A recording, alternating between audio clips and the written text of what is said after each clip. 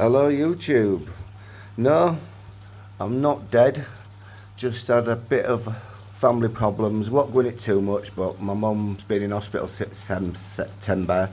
She's in a care home now. She's got dementia, and it's just been so much more. My mind's seeing her in hospital every other day because she's in Grimsby. I'm in Scunthorpe, and I think she's going to be staying in this care home now. You know, she can't look after herself no more. So obviously my tank's had to take a back seat.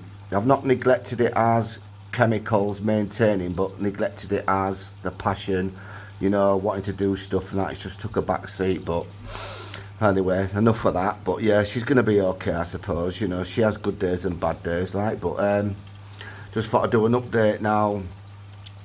My tank's had some right ups and downs lately, like. I ain't done a water change since, well, I tell a lie, I've done one water change since June the 4th. My night rates are not very high. I mean, there was 0, I've got them up to about between 5 and 10 now, you know. The Cheetos off its head, look at that lot, that's coming out today. I still do my socks every other day, you know. My perimeters are all balanced out now, but I've lost a few corals. I've had a lemon razzie jump out the tank. Little spike jumped into the overflow and killed himself.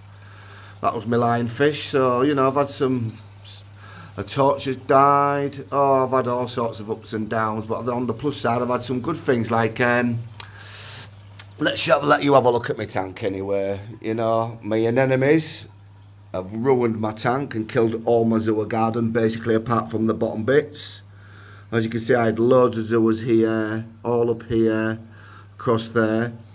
And but I had 3 of them, as you know. One of them managed to climb up onto a dead coral, and I took it out, so I've got rid of one of them, so I've just got 2 now. My Montipora has grown massive, but it's starting to fade, so I'm really worried about that. I've got another piece there in green. Seems to be okay. The lights are only just coming on, so the colours aren't that bright, you know. I lost my big torch that was in the centre here. Replaced it with another Montipora, but that's fading as well. But someone said it could be float. I've added more wave makers now. I've got that centre one moved because it was separating all the water, so I've got it over here now. But like I said, the lights have only been on 20 minutes. But the missus is out. It's quiet. I thought I'd do one. I've still got my clam doing great. I've still got my little torch. I've got a lovely piece of pulsing coral there. I've got, which I got told was an owleye, but I knew it wasn't. They call it a bullseye, a donut, a canophilia, you know. But that is doing lovely, and it's in its own little stand. I got that before Christmas. My bubble coral that was at the other side is there now. And my elegance coral that was there has been really poorly, but I think I'm actually going to save it. Look, it's there now. It's starting to come back, and now I've put it in its own little plant pot. My Euphilia gardens had some ups and downs. Some have grown big, look. Some I've lost some heads to, look. You know, but like I say, I haven't done water changes, but like people I've been talking to, some people haven't done water changes for over a year. You know? I've got a coloured mushroom at the back there, behind there, because that's where the Monty was, but the Kenya tree's doing great. And that one there, that water mushroom is massive when it opens up, you know. What else can I say? Yeah, my carpet has split in half. Look, it's in 2 pieces now, 2 smaller ones. And there's the other one. They're like, some people call them an elephant's ear, some people call them a recordia. But they're more like a recordia, but because of the way they turn into pumpkins, they're more like an elephant ear as well. But yeah, I've still got both my mandarins. Look at him. I've had them over 6 months now, so I must be doing something right. But losing Spike, he jumped into my overflow a couple of times. I've had to put my lid back on as well. I've had to put my lid back on, yeah, which I wasn't happy with because it's a pain in the bum, but I had to put it back on. I've had another lever grow at the back there, look. See the little baby one there? I've got another one growing at the back. I've got my millipora doing all right there. So I mean, that's colouring up lovely and growing.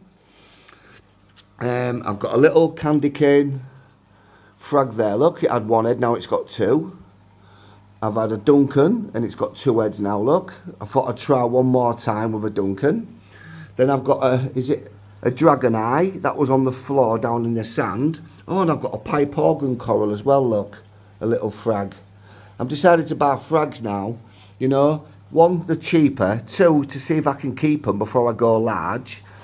And two, nice little things differently, you know. And and if it dies, you're not wasting a lot of money. Because, you know, I've really been disheartened lately with it, you know. But then on the plus side, I've got a little cauliflower soft coral there. And that was only like £12. And that is stalking up a treat, that is, you know. But, yeah, like I say, I've had, let's see, my clownfish, what I've had for 6 years nearly. The female, Rosie. I put some coral paste in on the side when I do big corals, because I feed big corals twice a week. Wednesday and a Sunday. Well, she was flipping down here, and I mean flipping, spinning round and round and round, headbutting everything.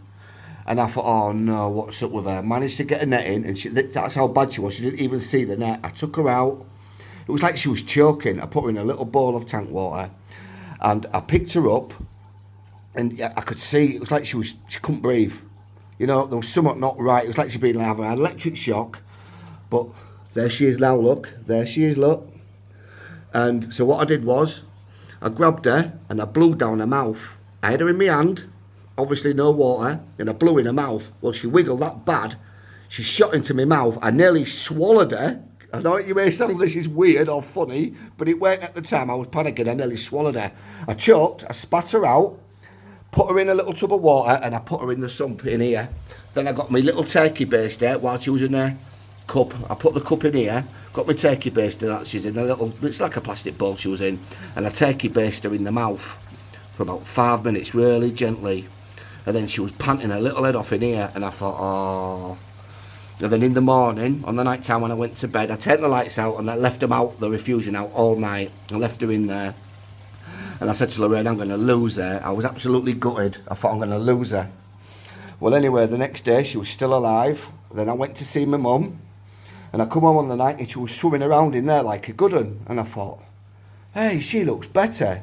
So I finally caught her. The little twat was having none of it. And I put her in the tank and she hid in the back of that cave there for about 2 hours. Didn't go nowhere. And I thought, oh, she's not happy. So anyway, my eyes was killing me, so I went for a lie down for an hour or so. Come back down, and then she was in the anemone with Jim. Rosie and Jim, I've called them, and she was back in the anemone. And for about a week, she would not come out the anemone and grab food. She'd only grab it if it was right close to her. But now she's back to normal. I can't believe I saved her life, because she was definitely choking on something. I think it was because I had some coral paste stuck to the tank here, and she grabbed a bit and cut it to a paste, like glue. I think she got it stuck in her throat. Well, most people have thought, well, she was only £30, but to me, she's family. I've had her 6 years, them two. They've laid so many eggs, you know, even the anemones have had that long. And Foxy, I've had him 6 years now as well. Doreen's coming up in June, I've had her 3 years. And Bert, over a year. The yellow tang's coming up a year. And anyway, after I lost Spike, day before Christmas Eve, like I say, he went in the overflow, but I put a net on it. And when he jumped, obviously, he landed on the net, on top of the overflow. He landed on a net. Hang on, see if I can show you. He landed on, I can't really show you. He landed on the overflow, but I had a net on it. So, of course, he landed in the net, no water. I found him dead. Lorraine, my missus, was devastated, little Spike. So I went straight to the shop. I went, Martin, you haven't got another fuzzy dwarf, have you? He went, I've got one, Dave, but he's a bit of a monster. Well, there he is. I've called him Tiny. I've had him since just before Christmas Eve. Yeah, he's got a lot of yellow on him. My missus isn't keen on, she said he's ugly, but bless him. Look at him. There he is, hang on, he's camera shy, but there he is. And he is, I'll tell you what, you don't want to know how much he eats. What he eats 3 times what the little Spike did. I've called him Tiny because he's built like Eddie Hall, the strong man. Look at him. And the yellow markings on him, I think, is fantastic. But when he sees his food, he actually jumped out the tank and landed on top of my lid. This is why the lid's on, because he jumped out and landed on my lip, so I've had to put a lid on. Just when he saw his fish, he actually jumped out the water for his food. Jesus, it made me jump that much. It was like seeing Jaws come out the water. It's like, we need a bigger tank. And I tell you what, he is one greedy little bugger, and he spits water at you the lot. And I've only had him a few weeks, but there's Tiny. He replaced little Spike. So I've saved the clownfish's life, which I can't believe I did that, but I nearly swallowed it. He nearly was my dinner. But hey, I saved a life. I give a mouth to mouth, and then I put the turkey baster, but not the big turkey baster. It's more of a little slimline one. If I can show you, it's here somewhere. This one, this is what I used on her. Squirted it in her face. This. I used that, and hey, whatever I did, I saved her life. But on the upside, Button, my little chroma, he has grown a treat. And I have got a new addition, actually, if he comes out. Because my banana razzie jumped out. I lost my banana razzie and Spike within 3 days of each other. I don't know what spooked them, but something spooked them, and that's why the lid's back on. Especially when I saw Tiny jump out. I thought, whoa, something's going on here. But I've still got my frog spawn. I've still got my lovely purple hammer, my grape. That, like, sort of acorn thing is not doing too good. I mean, I got that the day Michael Aaron's came to Scunthorpe on opening day, September. Not this September gone, September before, 18. So I've had that well over a year. But it's, I don't know, it's not looking good. But is it because I haven't done water changes? But all the elements and trace elements are spot on. I put them all in. My potassium, my iodine, my iron. You know, they're all going in. My KH, you name it, they're all in there.